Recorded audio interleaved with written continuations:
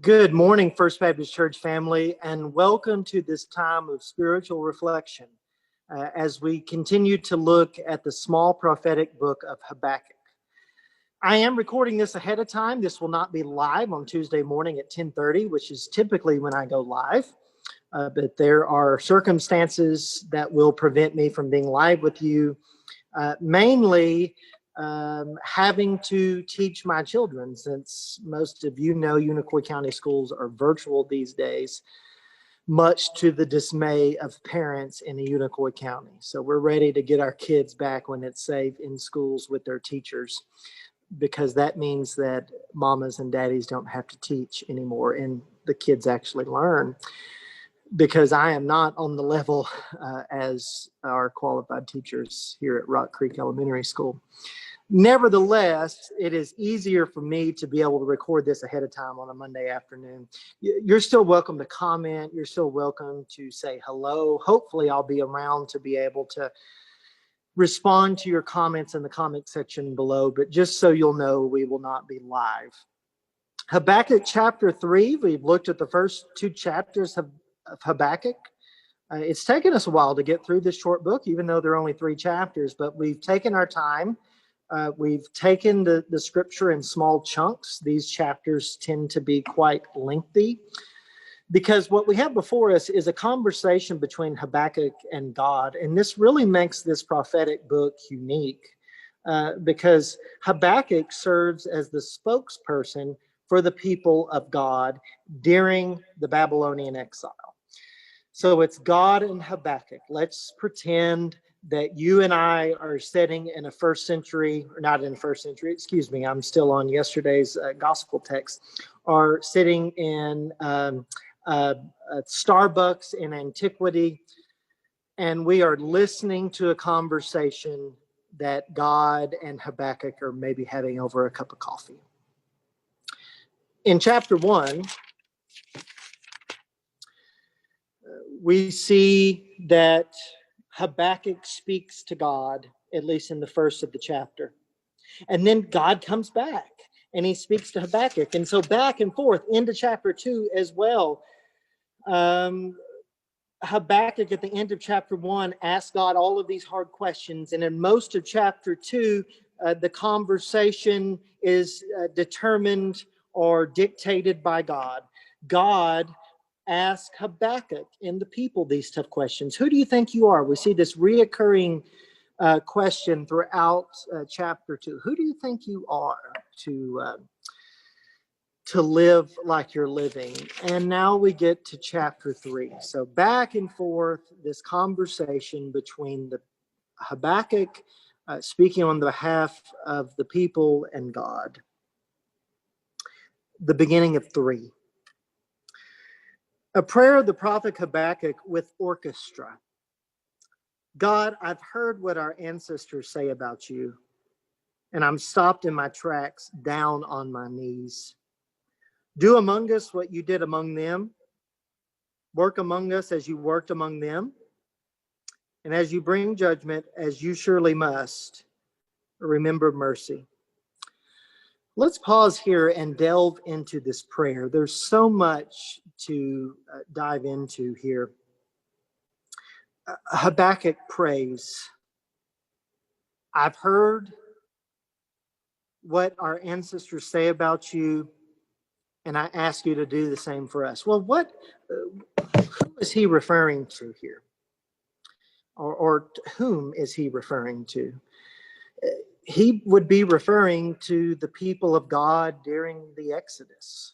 So early on in God's story, the people of God are under the thumb of the Egyptians. They're enslaved for 400 years, and then God raises up Moses to deliver them. And so God in Scripture will often remind them, this is what I did among you. Do you remember the Exodus? Do you remember when you were slaves in Egypt and I delivered you? I think this is what Habakkuk tends to be referring to. He's referring to the Exodus. He remembers the stories. You'll remember that that particular culture in antiquity was an oral culture. So meaning stories were passed down from one generation to another. That was their form of entertainment, you can say. Most of them could not read or write, and so they would pass down Scripture. They would pass down the stories of Scripture orally. And so I would imagine that it went down the generational lines, and it eventually got to Habakkuk's generation. And Habakkuk's grandparents and parents, they would sit around the fire and they would tell this young generation, Habakkuk's generation, everything that God had done to deliver the people out of Egypt. So Habakkuk says in his prayer, look, I've heard the stories. I've heard what you're capable of doing.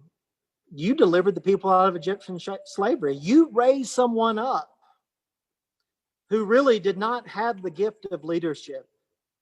And you worked through him to deliver us out of bondage.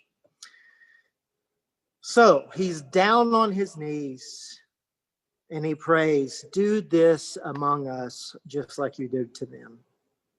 God, be at work. So he reminds God, God, this is what you've done in the past, and we need you to do this now. And then at the end of the prayer, and as you bring judgment, as you surely must, remember mercy. So Habakkuk knows that the people deserve judgment. I mean, he's not naive to this fact. He knows how they've been living. He knows that they take advantage of the poor. He knows that they worshipped statues and wooden idols. He knows that it's their goal seemingly to create a God in their own image who looks like them and exhibits the same kind of behaviors. He knows all of this. This is not front page news in Jerusalem. So he knows that the people deserve judgment. He says, judge us as you surely must, but bring mercy, or remember mercy.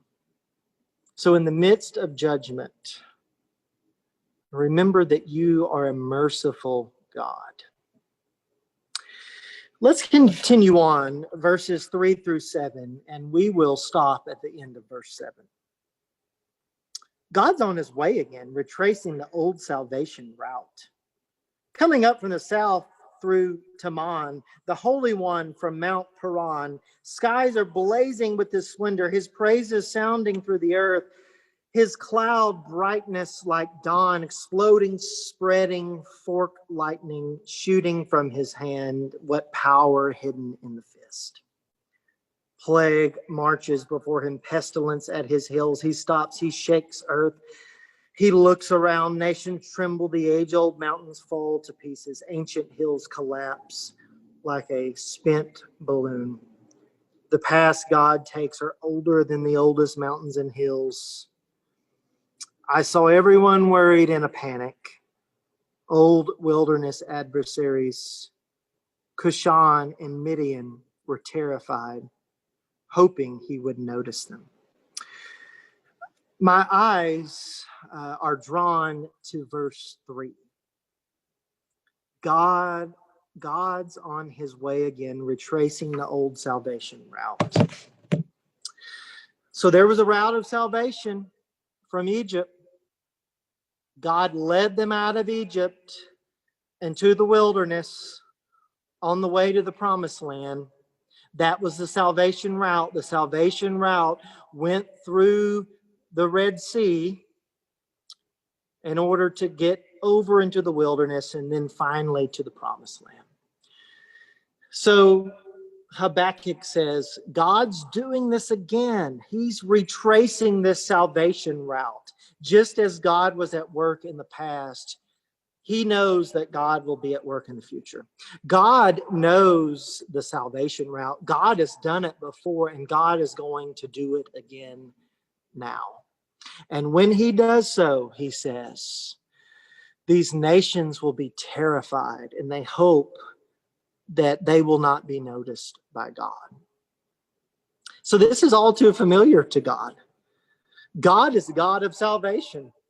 And even though this is a time of judgment for God's people, he knows what it's like to save his people, and he's certainly going to do it again.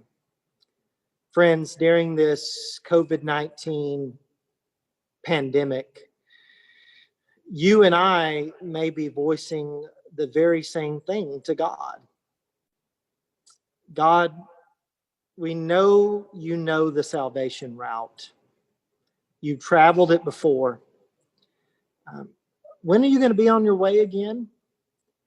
And even though this is not, Habbakuk says this as a declarative sentence, this is not in the form of a question. I think it's appropriate for us to ask that question. You know the route of salvation. You know how to bring your people out of bondage. Is that going to happen?